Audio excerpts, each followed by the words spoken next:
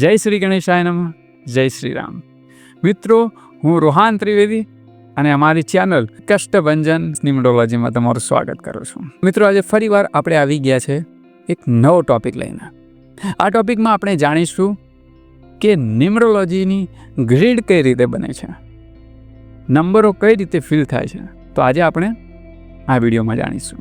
ન્યુમરોલોજીની અંદર સેલ્ડિન ન્યુમરોલોજી છે, વૈદિક ન્યુમરોલોજી છે, ચાઇનીઝ ન્યુમરોલોજી છે અને પાયથાગોરસ પણ ન્યુમરોલોજી છે. પણ સૌથી વધારે ન્યુમરોલોજીની અંદર સેલ્ડિન પદ્ધતિનો ઉપયોગ થાય છે. ન્યુમરોલોજીની અંદર એક ગ્રીડ હોય છે. તમે જોયું હશે, જ્યારે તમારી કુંડળી બનતી હશે તો કુંડળીની અંદર એક ચાર્ટ હોય છે ગોળ. સેમ એ જ રીતે ન્યુમરોલોજીની અંદર પણ એક ગ્રીડ હોય છે. એની અંદર બધા નંબર આવેલા હોય છે. એ જ રીતે તમારું પ્રેડિક્શન કરવામાં આવે છે. ગ્રીડની અંદર જોવા જઈએ તો લોસુ ગ્રીડ આવે છે, વૈદિક ગ્રીડ આવે છે અને ચાઇનીઝ ગ્રીડ પણ આવે છે. આજે આપણે લોસુ ગ્રીડ વિશે જાણીશું કે લોસુ ગ્રીડ કઈ રીતની હોય છે, કેવી રીતે લોસુ ગ્રીડ બને છે. આજે હું તમને લોસુ ગ્રીડ બનાવતા શીખવાડીશ. તો મિત્રો, સૌથી પહેલાં આપણે જોઈએ કે લોસુ ગ્રીડ કઈ રીતે બને છે. મિત્રો, તમારા ડિસ્પ્લે પર જે તમે એક ગ્રીડ જોઈ રહ્યા છો, સેમ એ રીતે જ તમારે ગ્રીડ બનાવવાની છે.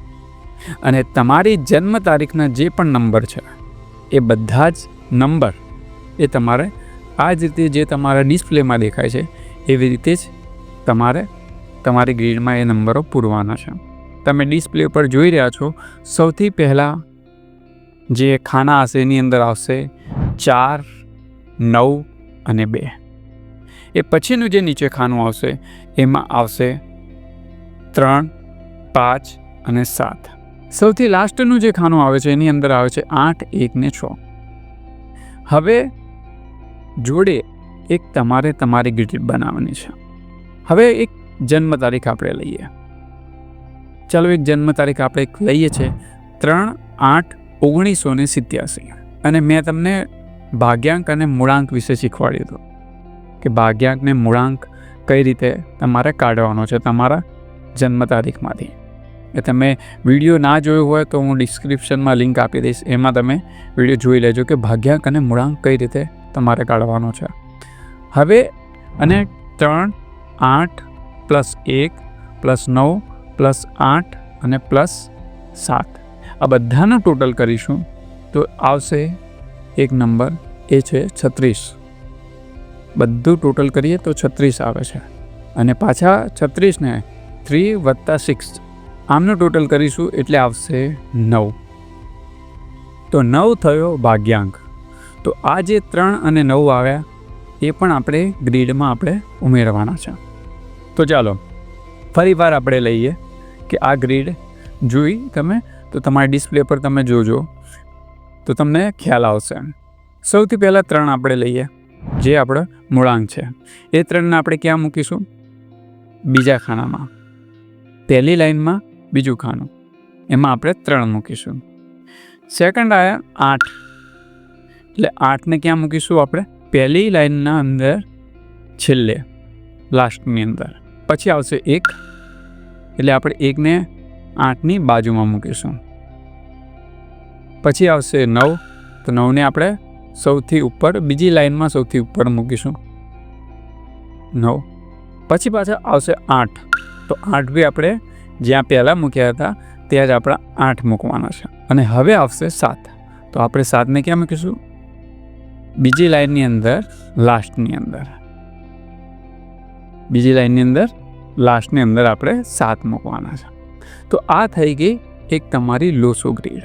હવે તમે આમાંથી પ્રેડિક્શન કરી શકો છો કે કયા નંબર તમારી લાઈફની અંદર ઇમ્પોર્ટન્સ આપશે, કયા મિસિંગ નંબર છે જે તમને ઇફેક્ટ કરશે. જેમ કે મેં તમને ગઈ વખતે શીખવાડ્યું હતું કે 1થી લઈને 9 નંબરની અંદર શું ખૂબીઓ હોય છે, શું પરેશાની આવે છે, શું એમની ફિલ્ડ હોય છે. આ બધું આપણે લાસ્ટ એપિસોડમાં જોઈ લીધું હતું. તો એ જ વસ્તુ સેમ આની અંદર જોવામાં આવશે. આ નંબર ઉપરથી તમે તમારી પ્રેડિક્શન કરી શકો છો. ઘણા લોકો એમ પણ કહે છે કે ભાઈ 5 નંબર મિસિંગ છે તો 5 નંબર એક્ટિવ કરી લો. કોઈ એમ કહે છે કે ભાઈ 6 નંબર એક્ટિવ કરી લેવો જોઈએ. પણ એવું નથી હોતું. નામ નંબર પણ જોવાના હોય છે એની અંદર. તો નામ નંબર જોવાનો હોય છે તો ઘણા લોકો એમ કહે છે 5 નંબર ઉપર નામ લઈ જાઓ, 6 નંબર ઉપર નામ લઈ જાઓ. પણ એવું નથી હોતું કે આંખો બંધ કરીને કોઈ બી નામ લગાવી લીધું. નામને એક્ટિવ કરવામાં, નામમાં રાજયોગ ક્રિએટ કરવાની અંદર પણ ઘણા બધા ફોર્મ્યુલા યુઝ કરવામાં આવે છે. તમારી એસ્ટ્રોલોજી ચાર્ટ બી જોવામાં આવે છે, તમારો ન્યુમરોલોજીના નંબરો પણ જોવામાં આવે છે અને કમ્પાઉન્ડ નંબર પણ જોવામાં આવે છે. હવે કમ્પાઉન્ડ નંબર શું છે? તો કમ્પાઉન્ડ નંબર એટલે ટોટલ કર્યા પછી જે નંબર આવે છે એ કમ્પાઉન્ડ નંબર કહેવાય છે. તો એ કમ્પાઉન્ડ નંબર પણ જોવામાં આવે છે. એવું નથી હોતું કે 5 નંબર કોઈને એક્ટિવ કરવા છે કે ભાઈ નામ ઉપર 5 નંબર ઉપર નામ લઈ જઈએ તો 23 છે, 14 છે, બરાબર, 32 છે. તો એવું જ નથી હોતું કે દરેકને 32 નંબર શૂટ કરે, દરેકને 23 નંબર શૂટ કરે, દરેકને 14 નંબર શૂટ કરે.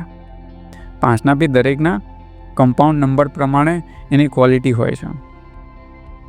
તો 5 નંબરમાં બી એ જોવાનું હોય છે કે 5 નંબર કોઈ કીધું કે ભાઈ એક્ટિવ કરી લો, કાં તો તમે ઘણા લોકો હવે મારી પાસે એવા કેસ આવેલા છે કે જેને 5 નંબર એક્ટિવ કર્યો અને પછી પ્રોબ્લેમ થઈ હોય. એવું કહેવામાં આવે છે કે 5 નંબર ન્યુટ્રલ નંબર છે. બુધ ન્યુટ્રલ નંબર છે, એમની કોઈની જોડે દુશ્મની નથી, બધા જોડે દોસ્તી છે. 5 નંબર એક્ટિવ કરવા ગયા અને ઓલરેડી એની અંદર રાહુ એક્ટિવ થયેલો છે 10 આથી, અને જો તમે 5 નંબર એક્ટિવ કર્યો તો તમને બહુ જ મોટો લોસીસ કરાવશે કે કોર્ટ કચેરીથી માંડી કોઈ બી વસ્તુમાં બહુ જ મોટો લોસ કરાવશે. પણ નામ બી જ્યારે તમે પોતાનું લઈ જવા માગો છો તો કોઈ સારા ન્યુમરોલોજિસ્ટને તમે કન્સલ્ટિંગ લો, એ પછી પોતાનું નામ ક્રિએટ કરાવડો. જાતે ક્યારે બી નામ ક્રિએટ ના કરો. કે ઘણી વખતે એક્સ્ટ્રા આઈ લગાવી દીધો, એક્સ્ટ્રા એ લગાવી દીધો, એક્સ્ટ્રા એમ લગાવી દીધો અને તમને એ ખ્યાલ નથી કે જે આલ્ફાબેટો તમે અંદર મલ્ટીપ્લાય કરો છો એ પાછળથી શું ઇફેક્ટો આપે છે એ તમને ખ્યાલ નથી હોતો. કારણ કે જેમ નંબરોનું વાઇબ્રેશન છે એવી જ રીતે આલ્ફાબેટોનું બી વાઇબ્રેશન છે. તો તમે પણ તમારી ગ્રીડ બનાવ્યા પછી કયા મિસિંગ નંબર છે કમેન્ટ બોક્સમાં લખીને જણાવજો. ત્યાં સુધી મને રજા આપશો. જય શ્રી ગણેશાય નમઃ.